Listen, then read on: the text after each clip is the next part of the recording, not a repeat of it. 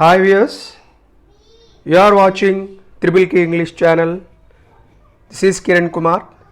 Welcome to my channel. Please subscribe my channel and share this video if you like and give your valuable comments. In this session under Basics of English Grammar, we are going to learn how to ask questions when has or have, had are given as helping verbs.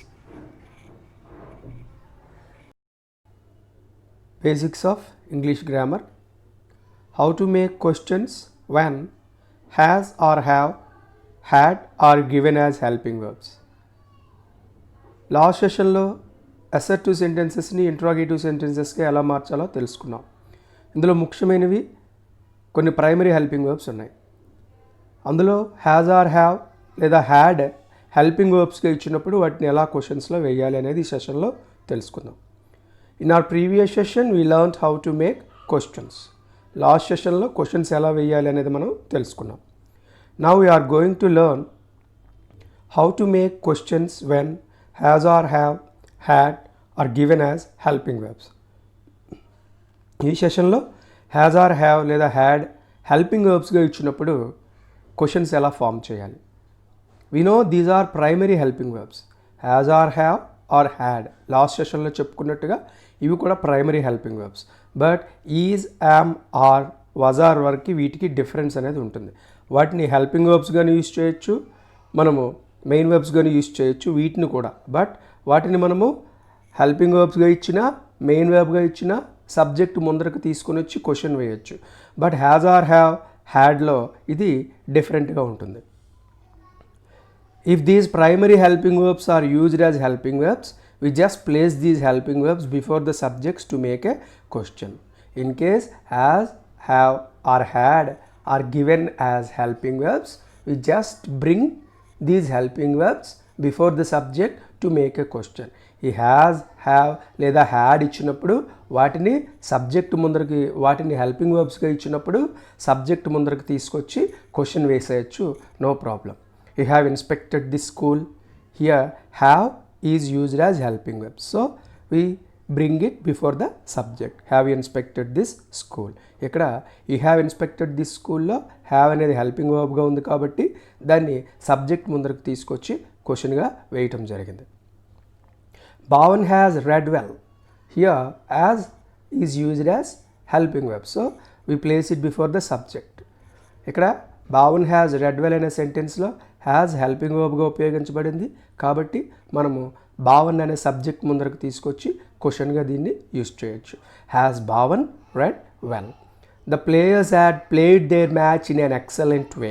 Here had is used as a helping verb, so we place it before the subject. హ్యాడ్ని మనం helping వర్బ్గా use చేసాం కాబట్టి ఇక్కడ మనం players అనే subject ముందరకు తీసుకొచ్చి question ఫామ్గా వేయొచ్చు. Had the players played their match in an excellent way, so we have understood that has, have, had used as helping verbs, we place it before the subject. Has, have, had అనే పదాలు helping వెర్బ్గా ఉపయోగించినప్పుడు వాటిని subject ముందరకు తీసుకొచ్చి క్వశ్చన్గా వేయొచ్చు. We observe these B forms used as helping verbs. మనం గమనించింది ఏంటంటే వీటిని హెల్పింగ్ వర్బ్స్గా ఉపయోగించాం కాబట్టి సబ్జెక్ట్ ముందర అరేంజ్ చేసి క్వశ్చన్స్ వేయటం జరిగింది. How to make questions when these B forms are used as main verbs? How to make questions when these B forms are used as main verbs? Suppose if these verbs are used as main verbs, what do we do? ఒకవేళ వీటిని main వర్బ్స్గా ఉపయోగిస్తే అప్పుడు మనం questions ఏ విధంగా వేయాలి. Has or have belong to present tense. We know has or have belong to present tense. Has లేదా have అనేటువంటి పదాలు ప్రెజెంట్ టెన్స్కి చెందినవి. So we use helping verbs do for plural subject and does for singular subject. So we use do when plural subject is there. We use does when singular subject is there. ఒకవేళ అక్కడ ఇచ్చినటువంటి subject ప్లూరల్లో ఉంటే do ఉపయోగించాలి, ఇచ్చినటువంటి subject సింగులర్లో ఉంటే does ఉపయోగించాలి. Geetika has a nice necklace with her. Here has is used as a main verb. Observe చేయండి, ఈ సెంటెన్స్లో యాజ్ మెయిన్ వర్బ్గా ఉపయోగించడం జరిగింది కాబట్టి మనము డూ లేదా డస్ని తీసుకోవాలి. But Geetika is singular, so we use does. So does Geetika, ఇక్కడ హ్యాజ్ అనకూడదు, అబ్జర్వ్ చేయండి. Does plus have is equal to has. నేను చెప్పినటువంటి స్ట్రక్చర్లో లాస్ట్ సెషన్లో మనం ఒక స్ట్రక్చర్ చెప్పుకున్నాం. Do plus V1 is equal to V1, does plus V1 is equal to V1, did plus V1 is equal to V2 అని చెప్పుకున్నట్టుగానే ఇక్కడ కూడా does plus have is equal to has అనాలి తప్ప డస్ గీతిక హ్యాజ్ అనకూడదు. అది observe చేయండి. Does Geetika have a nice necklace with hair. ఇక్కడ క్వశ్చన్ ఫామ్ ఎలా వేసామండి మనము? హ్యాజ్ అనేది మెయిన్ వర్బ్గా యూజ్ చేసాం, బట్ దీన్ని సబ్జెక్ట్ ముందరకు తీసుకురావడానికి అవ్వదు. హ్యాజ్ అనేది ఇక్కడ సింపుల్ ప్రెజెంట్ టెన్స్ కాబట్టి డూ లేదా డస్ తీసుకోవాలి. గీతిక అనేది థర్డ్ పర్సన్ సింగులర్ కాబట్టి డస్ తీసుకోవాలి. అందుకే డస్ గీతిక అనం. డస్ గీతిక హ్యావ్ అని ఈ క్వశ్చన్ వేసి మిగతాదంతా సేమ్గా రాయటం జరిగింది. Second sentence, they have a nice environment in their surroundings. So here have is used as a main verb. It is impossible to bring have before the subject. Have ఇక్కడ main వర్బ్గా ఉపయోగించబడింది. దీన్ని they అనే subject ముందరికి తీసుకురావడానికి వీల్లేదు. It is present tense. So we use do because the subject is plural. ఇక్కడ tense present టెన్స్లో ఉంది కాబట్టి మనం డూ లేదా డస్ ఉపయోగించాలి. బట్ సబ్జెక్ట్ దే అనేది ప్లోరల్ కాబట్టి డే ఉపయోగించాం. ఆ డూ చూడండి ఎలా రాసాము. డూ దే హ్యావ్ అక్కడ క్వశ్చన్ అయింది. డూ దే హ్యావ్ మిగతాదంతా నార్మల్గా రాస్తాం. Do they have a nice environment in their surroundings. Okay, has లేదా హ్యావ్ మెయిన్ వర్బ్స్గా ఉన్నప్పుడు ఈ విధంగా యూజ్ చేయాలి. Next come to another helping verb had. Had belongs to past tense. So we use did as helping verb. When had is given as a helping verb, what do we do? Had అనే పదం helping వర్బ్గా ఉన్నప్పుడు ఏం చేయాలి? మనం did అనే పదాన్ని helping వర్బ్గా తీసుకోవాలి. ఎందువల్లంటే ఇది పాస్ట్ టెన్స్కి సంబంధించింది కాబట్టి. Ankit had a lot of money with her. Look at the sentence. Had is used as a helping verb. Had is used as a main verb. So we use did whether it is a singular or a plural. Singular subject అయినా plural subject అయినా డిడ్ని మనం ఉపయోగించాలి. Did Ankit have చెప్పాను. Did plus have అనే రావాలి. Does plus have is equal to has అవుతుంది. Did plus have is equal to had అవుతుంది. ఎందువల్లంటే డిడ్ ప్లస్ V1 అనేటువంటిది ప్రెజెంట్ టెన్స్ ఆఫ్ వర్బ్ రావాలి. హ్యాడ్ యొక్క ప్రెజెంట్ టెన్స్ ఆఫ్ వర్బ్ ఏంటి? హ్యావ్.